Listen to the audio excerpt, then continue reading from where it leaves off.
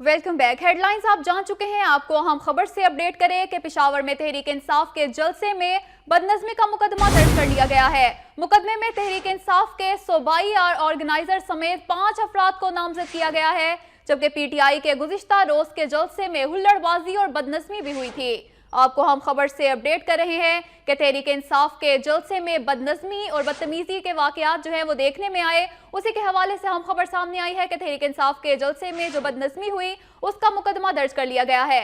मुकदमे में तहरीक इंसाफ के सूबाई ऑर्गेनाइजर समेत 5 अफराद को नामजद किया गया है।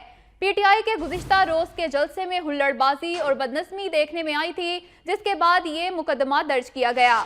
आपको हम खबर से अपडेट कर रहे हैं कि तहरीक इंसाफ के गुज़िश्ता रोज होने वाले जलसे में बदनज़मी देखने में आई, जिसके बाद ये खबर सामने आई है कि मुकदमा दर्ज कर लिया गया है। मुकदमे में तहरीक इंसाफ के सूबाई ऑर्गेनाइजर समेत 5 अफराद को नामजद किया गया।